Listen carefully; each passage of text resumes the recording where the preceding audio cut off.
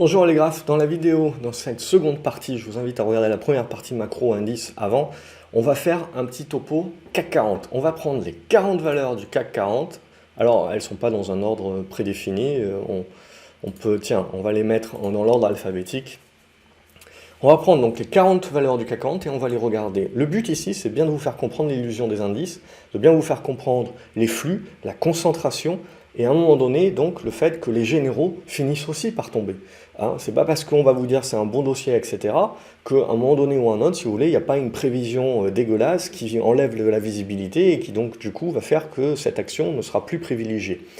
Donc ça c'est important et ça peut toucher tout le monde, hein. C'est ça aussi qui est important, il faut toujours en discuter avec les vieux de la vieille, ils pourront toujours vous dire. Sinon vous pouvez regarder par exemple du Sartorius, etc. Il y a un an si vous voulez, il n'y a pas une seule personne qui pouvait vous dire que ça serait à 250 euros. Pour eux globalement tout allait bien dans le meilleur des mondes possibles et toute baisse devait être achetée. Bref, un bon dossier, ça peut également avoir une partie justement de coup de mou et éventuellement voilà il faut un petit peu sortir.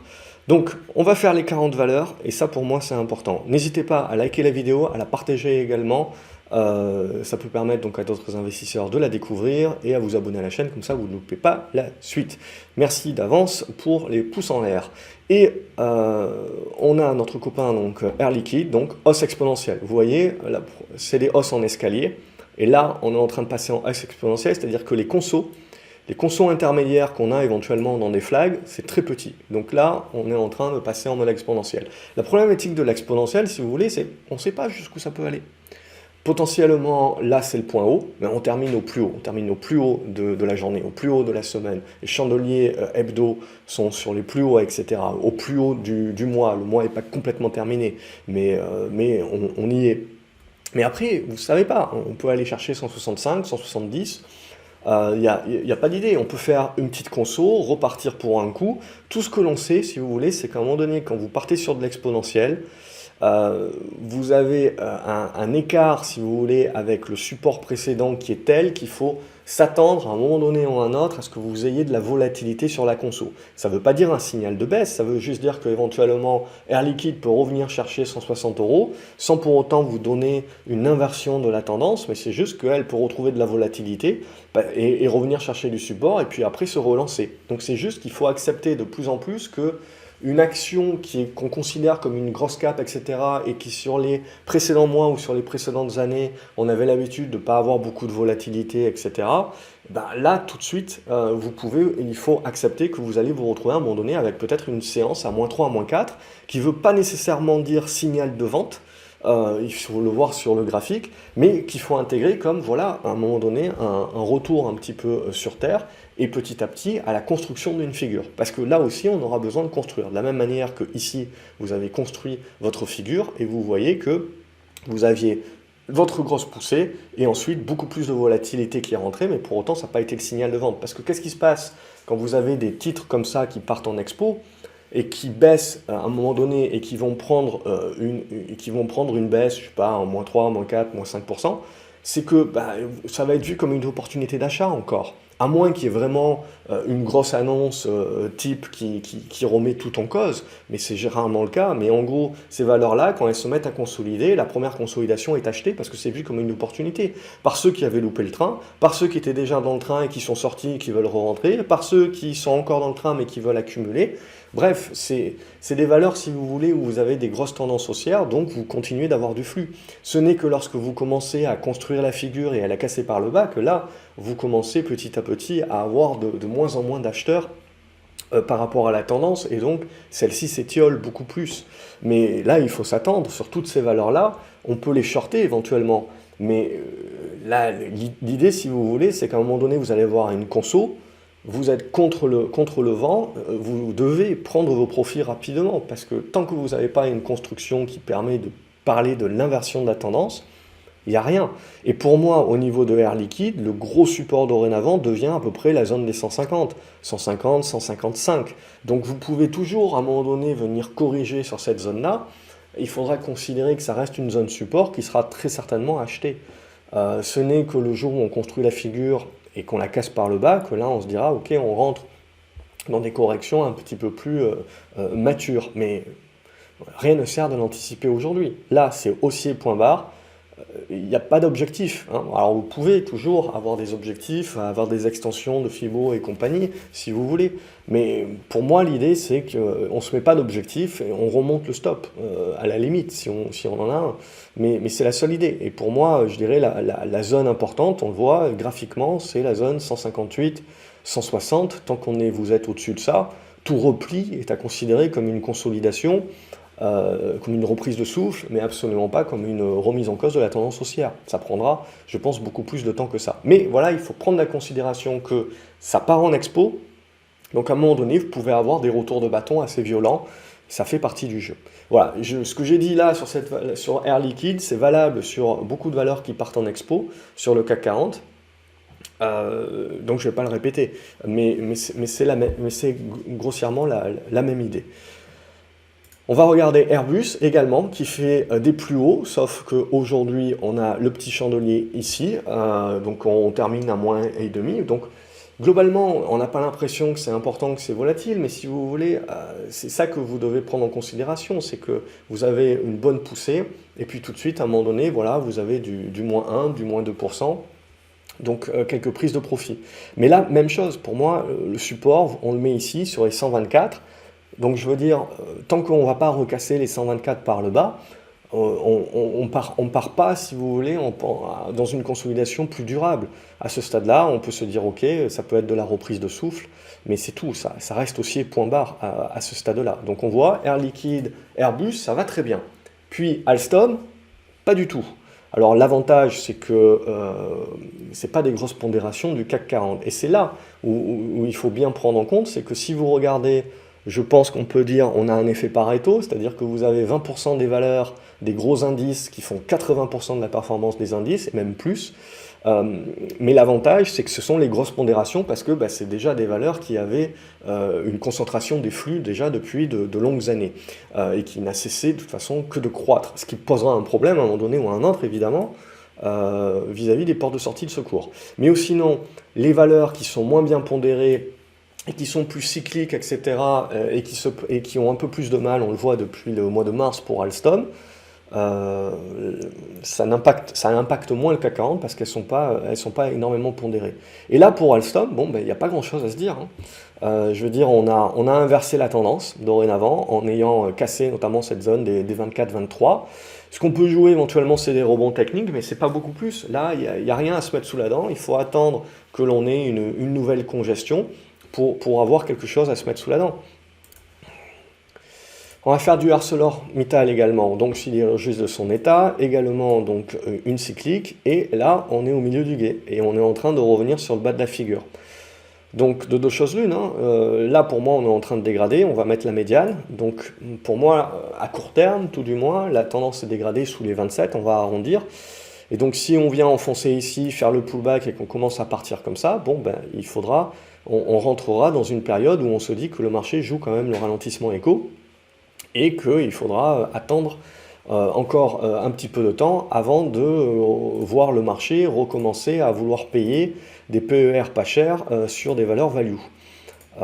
Donc pour l'instant, voilà, on attend. AXA, donc on avait eu la peur de tout ce qui est lié à SVB Bank, les banques régionales américaines, etc. Et comme beaucoup de banques et de financières, on a quasiment tout repris, mais on est revenu sur le niveau de gap qui joue un rôle de résistance. Donc là, en gros, on est en train de créer les figures éventuelles. On casse par le haut, on relancera vers les plus hauts.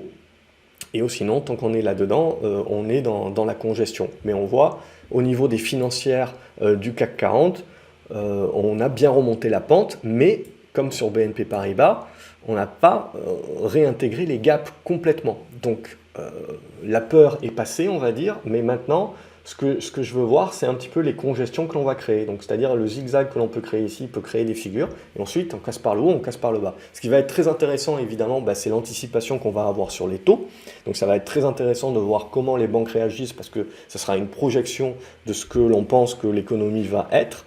Et également, ça sera une projection de est-ce qu'on a peur sur l'immobilier commercial et sur son côté systémique et éventuellement donc avec l'impact un petit peu plus prononcé sur des banques européennes que contrairement à l'impact de la faillite de la SVB, de la Banque régionale américaine, où là il n'y avait pas d'impact, mais où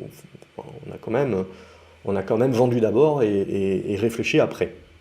Mais voilà. Bouygues également, on va regarder. Alors, juste pour info, j'ai mis les graphiques avec dividendes, sans les dividendes, pardon. Donc du coup, sur certaines valeurs, comme Bouygues, etc., si vous regardez sur des plus longs termes, vous n'êtes pas du tout dans la même tendance, parce que vous êtes quasiment sur des plus hauts. Mais si vous regardez, que vous sortez les dividendes, vous voyez que d'un point de vue prix, en fait, le titre n'a pas trop fait grand-chose depuis déjà plusieurs années.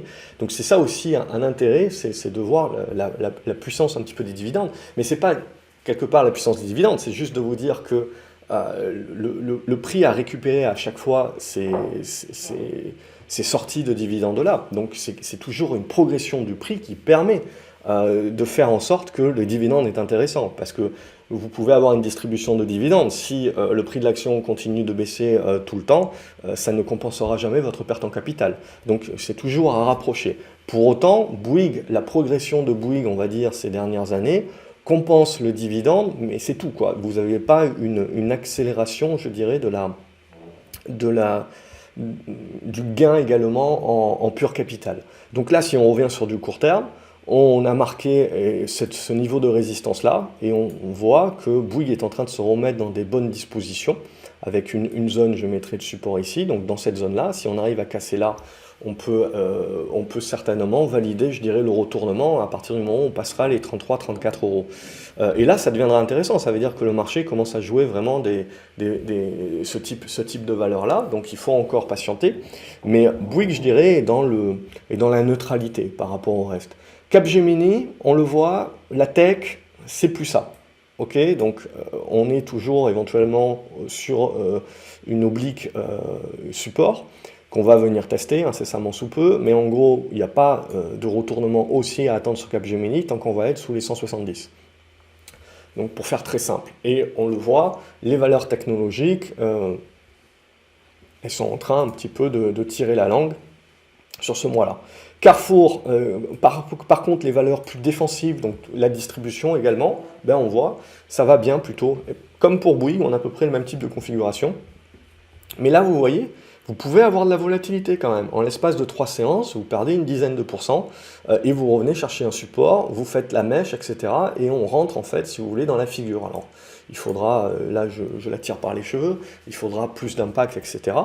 Crédit Agricole, donc une autre banque, on va se retrouver dans la même idée que, certes, on a quasiment tout récupéré par rapport à la perte de la SVB, mais pas le gap encore. Donc, pour moi, c'est vraiment ce gap-là qu'il faudra refermer pour se dire, les banques européennes sont en train de reprendre un cycle haussier qui va motiver, je dirais, un retour sur les valeurs value, enfin, c'est pas qui va motiver, c'est qui démontrera qu'on vient diversifier en achetant des valeurs pas chères, value, et de la banque aussi, ça démontrera aussi une certaine confiance.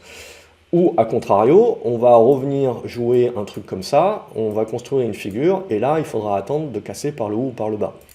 Et si on casse par le bas, on se dira, ah, il y a un cadavre qui est sorti du placard, à nouveau.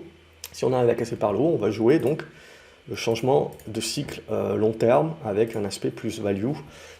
Et certes, peut-être de la désinflation, certes, peut-être de la baisse des taux, mais le fait qu'on sera sur des niveaux supérieurs à ce qu'on a connu les 10 dernières années, et donc des environnements plus plébiscités par des valeurs cycliques value. Mais bon, ça peut prendre du temps encore à se mettre en place. Danone, exponentiel, rien à dire. Ça n'a rien fait pendant des mois, etc. Et là, on a eu la congestion, pouf, le premier tir, deuxième tir ici, tac. Et là, dorénavant, on fait une petite mèche haute, mais bon, c'est pas très méchant à ce stade-là. Et on a matérialisé déjà le support au niveau des 58 euros. Donc tant que vous n'allez pas passer en dessous de 58 euros, il n'y a pas une consolidation plus importante qui se met en place. Après, ce que vous pouvez avoir, c'est un truc qui se cherche un petit peu en attendant qu'on construise la figure, qu'on congestionne et qu'on se décide à nouveau à sortir par le haut ou par le bas pour la prochaine étape. Donc à ce stade-là, je dirais qu'on est arrivé sur une zone de résistance. Maintenant, ce que l'on attend, c'est de voir comment on va construire la suite avant de pouvoir dire la hausse est terminée ou on relance.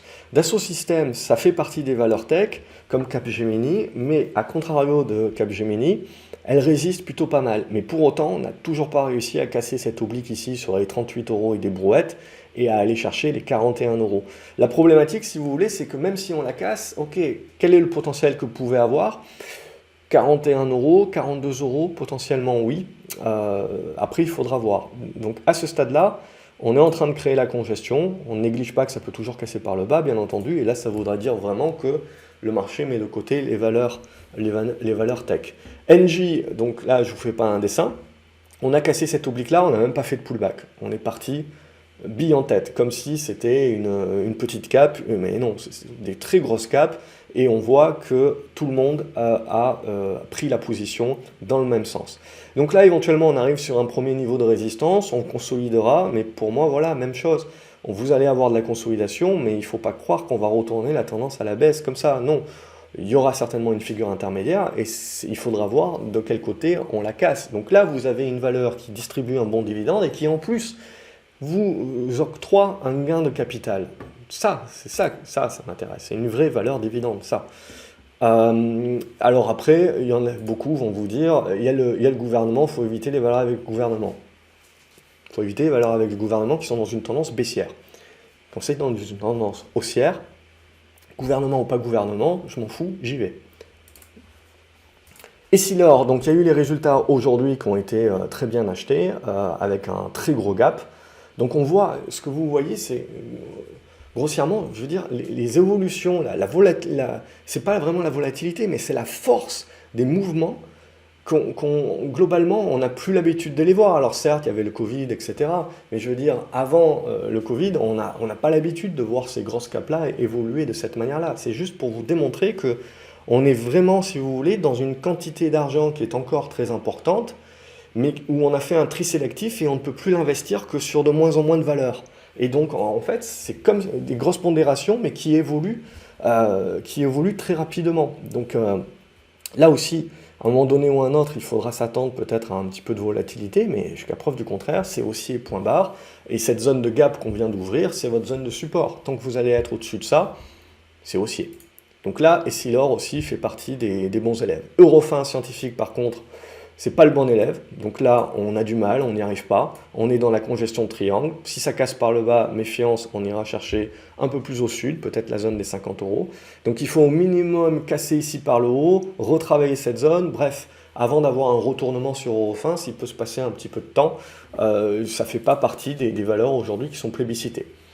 Contrairement à Hermès, où là je ne vous fais pas un dessin, c'est l'exponentielle pure depuis qu'on a cassé les 1800 €. Alors la problématique sur Hermès, c'est le manque de contrepartie, mais aussi tout un tas de gaps qu'on a laissés. Alors on ne les voit pas forcément au journalier, mais en gros ici il y en a un, ici celui-là on a dû le fermer, mais il doit y être en horaire, mais celui-là on le voit bien par contre.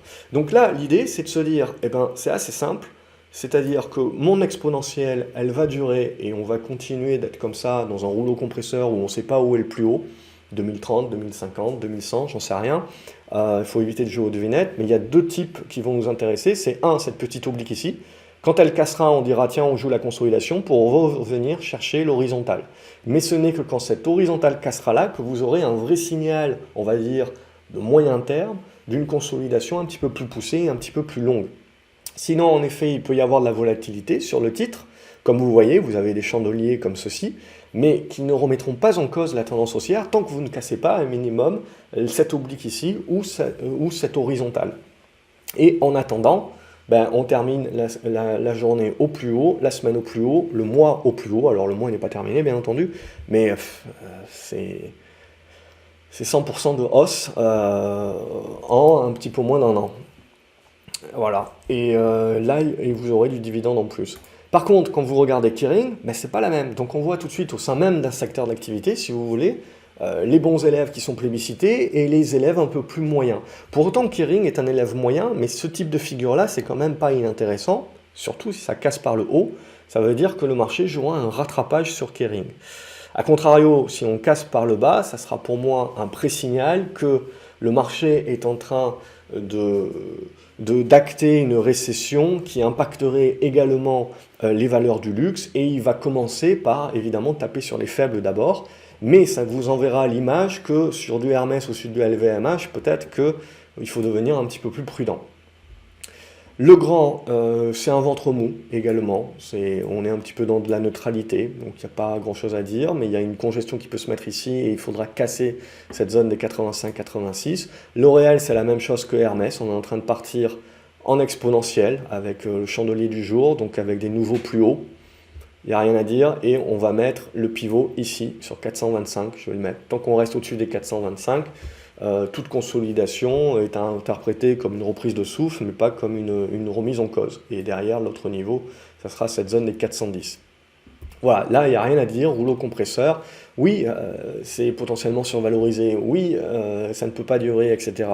Mais ça peut potentiellement durer plus longtemps que vous ne pouvez rester solvable avec votre position à contre-marché. LVMH, c'est pareil. On a marqué le support qui sera important, 870. Tant que vous êtes au-dessus des 870, c'est haussier, point barre, rouleau compresseur. Le jour où vous passez en dessous, il y a cette zone de gap qui servira de support pour faire des rebonds, etc. Mais ça sera un premier signal un petit peu de faiblesse de la tendance. Mais voilà, il ne faut pas penser que des tendances aussi haussières, aussi fortes, se retournent à la baisse du jour au lendemain. Ça mettra du temps. Il y aura beaucoup de zigzags avant que ça se retourne, ce genre de truc. Donc c'est ça qui est important de bien comprendre. Et là aussi, même chose. 910 euros, 920 euros, 930 euros, on ne sait pas jusqu'où ça peut aller. Il faut tout simplement patienter. Et tant qu'on est au-dessus des supports, c'est haussier. Michelin également, c'est un ventre mou, donc vous voyez on évolue dans cette espèce de triangle ici, donc elle a pris sa benne un petit peu comme tout le secteur automobile, mais un petit peu moins que les autres, mais on a quand même joué un petit peu le côté, alors il y a eu du Tesla, il y a le côté un petit peu quelques stats économiques un petit peu de moins bien, etc. Mais bon, on voit qu'on rentre dans quelque chose d'assez neutre, tant que vous ne cassez pas par le haut ou par le bas, il n'y a pas une vraie indication, c'est neutre. Et Orange fait partie des bien-aimés, donc on a cassé ici à nouveau, on est en train de repartir, alors on verra si on peut aller chercher les anciens plus hauts récents là autour des 12 euros, mais en attendant, là aussi on a marqué le support, donc tant que vous êtes au-dessus des 11,20 euros, c'est haussier. Pernod Ricard, là aussi c'est positif, on est en train d'arriver sur les plus hauts, donc là aussi j'ai pas grand chose de plus à dire. On est au-dessus des supports, on est en train de partir en exponentiel, éventuellement ça continuera. Je veux dire, ces valeurs-là peuvent continuer, donc vous voyez, donc le CAC 40 peut continuer. C'est juste, on sait que ça nous rapproche du point haut et d'une consolidation, mais il ne faudra pas croire que parce qu'on touche le point haut et qu'on consolide, que ça y est, c'est la fin du marché haussier et que ça va baisser en ligne droite derrière. Non, il y aura des constructions, etc. Un marché haussier ne se transforme pas en marché baissier du jour au lendemain. Vous avez une phase de neutralité qui doit se construire auparavant. Et ça, plus le marché haussier précédent a été fort, et plus, si vous voulez, cette phase de neutralité peut prendre du temps. Et vous pouvez avoir beaucoup de zigzags. Publicis également, c'est très propre. Donc c'est haussier. Et là, on peut faire ce type de figure-là avec la médiane ici. Donc tant que vous ne repassez pas dans le bas de la figure, ben, là aussi, je veux dire, pour l'instant, c'est haussier et on n'est pas à l'abri de casser ici la résistance. Le secteur cyclique automobile, par contre, là, on le voit avec Renault, on avait déjà dégradé ici, on avait fait le pullback, on redégrade ici avec les résultats. Là, on fait une mèche ici sur cette zone. Alors en hebdomadaire, ça correspond à un support, mais en gros, j'avais mis cette oblique ici pour vous dire ce que j'attendais en termes de construction de figure, qui est une figure en biseau, qui est donc l'idée, mais après on peut l'ajuster un petit peu, hein. Mais c'est un petit peu ça l'idée. Donc là, voilà, pareil, sur Renault, vous n'avez pas grand-chose à attendre, mis à part du rebond technique, etc. Avant que ça se retourne à la hausse, il y aura du boulot. Safran, ça va être comme Airbus, on est sur des plus hauts à ce stade-là. Donc là, il n'y a rien à dire. Je mettrai le support ici sur les 137. Donc je veux dire, à un moment donné ou à un autre, on aura de la conso qui vient refermer les gaps, ce genre de choses-là, mais je pense que voilà, il ne faudra pas dire ça y est, c'est fini. Il faudra attendre d'avoir un petit peu plus d'indications, mais là, vous avez les supports, donc ça veut dire que vous aurez les consos, mais ça rebondira, etc. Et c'est dans ces rebonds-là qu'on verra que les vendeurs bloquent et donc valide une résistance, que les acheteurs n'arrivent plus, qu'éventuellement on parlera de fatigue des acheteurs, et qu'on cassera ensuite les anciennes résistances devenues support, qui redeviendront résistance, et là, oui, on commencera à acter des retournements de marché, mais chaque chose en son temps. Saint-Gobain. On est dans du ventre mou aussi, donc on voit tout ce qui est très lié construction, automobile, etc., donc très lié au cycle économique, on a un petit peu plus de mal. Ce qui est lié au cycle économique, mais qui a un moat énorme, on voit ne souffre pas, à ce stade-là en tout cas. Donc Saint-Gobain, pour moi, voilà, c'est du ventre mou, tant que vous ne cassez pas cette oblique-là, il n'y a pas de relance. Sanofi, ça reste propre. Voilà, c'est un petit peu flat à ce stade-là, mais on est comme ceci, donc vous avez besoin de casser cette oblique ici pour vous dire qu'on rentre dans une conso, mais tant que vous garderez cette zone à 98 €, on restera dans une tendance haussière de fond. C'est juste qu'à un moment donné, voilà, on a évolué très rapidement, donc ça peut demander à souffler un petit peu, à prendre son temps pour consolider, sans remettre en cause la tendance haussière de fond. Schneider Electric, c'est un ventre mou plus. Donc pour l'instant, il reste positif. Si on passe en dessous de ces 145, 147, là, on passera dans le ventre mou moins. Ça reste des tendances haussières de fond, hein, mais c'est juste que vous êtes dans des congestions un petit peu plus durables, tant que vous ne cassez pas par le haut. Si ça casse par le haut, là, on risque d'avoir l'exponentielle. Donc je ne sais pas s'ils ont diffusé les résultats, mais éventuellement, ça peut être un argument pour jouer la cassure par le haut sur du Schneider. Société Générale, ça va être la même chose que sur les autres banques, en moins bien parce qu'elle est plus faible. Donc on voit, contrairement aux autres banques qui sont quasiment revenues sur leur niveau de gap, Société Générale, on est très loin. Donc pour l'instant, c'est du rebond à ce stade-là. Pas grand-chose à se dire. Stellantis, on voit, a pris cher, comme la majorité du secteur. Donc du coup, moi, ça me permet de finir de tracer mes idées de construction que j'avais. Donc c'est même chose, là, on va mettre la médiane ici. Donc tant que vous ne repassez pas la médiane à la hausse, tout rebond est à considérer comme du rebond technique, tant que vous ne repassez pas cette zone des 16,60 et des brouettes. Et donc on reste dans le bas de la figure. Mais tant que vous ne cassez pas cette figure-là par le bas, il n'y a pas une correction plus prononcée qui se met en place, qui aurait pour objectif de venir chercher les 15. Mais si on fait ça, évidemment, le marché commencera à bien jouer la récession. Typiquement, je veux dire, oui, il y a du Tesla, on peut tout mettre sur le dos de Tesla, mais il ne faut pas exagérer. Je pense que voilà, on est dans du cycle également. Et on avait joué la résistance du cycle jusqu'à maintenant, mais là, vous voyez, sur les semi-conducteurs comme ST Microelectronics, pareil, on avait joué la résistance pendant des mois, mais là, on avait la correction qui revient sur le support, on rebondit, mais vous voyez, les rebonds sont faibles. Typiquement, c'est ça que vous avez envie de voir. Si vous voulez croire à la fin des généraux, vous avez envie de voir sur les exponentielles qui sont en train d'être créées maintenant, une réaction forte à la baisse, incessamment sous peu, et ensuite une incapacité dans le rebond de vraiment rebondir très fortement. Et là, ça vous déclarera la faiblesse, mais ça nous validera la correction que lorsque vous allez casser les horizontales. Exactement comme ST Microelectronics. Et là, ça lâche. Alors après, il reste toujours des gros supports. Je pense que je vais le tracer comme ça aussi.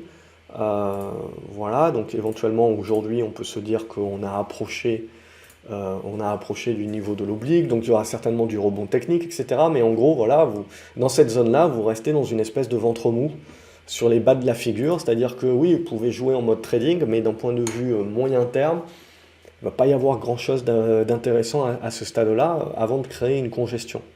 Donc on voit tout ce qui est vraiment orienté cyclique avec de la clientèle sur la chaîne de valeur qui arrive assez vite, ça prend cher. Téléperformance, ça fait très longtemps que c'est dégradé.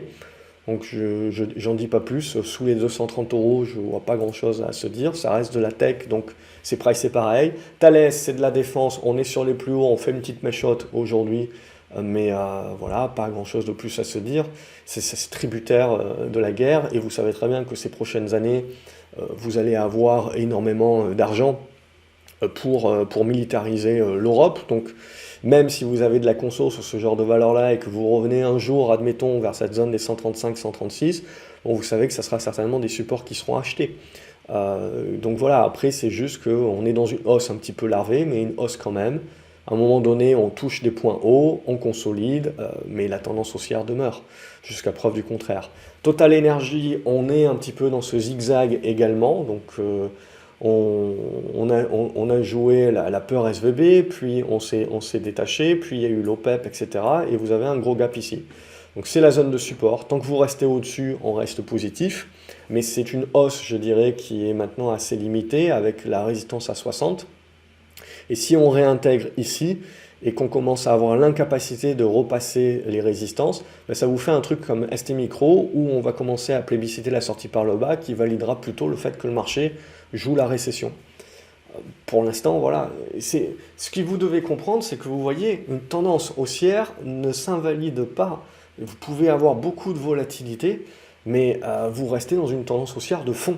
Mais vous, comme du Total Energy, vous avez beaucoup de volatilité. Ça, je pense sincèrement que c'est ce à quoi il va falloir s'attendre un petit peu plus. L'immobilier, notamment l'immobilier commercial, va pas bien. Donc on voit, le marché ne revient pas sur ces titres-là.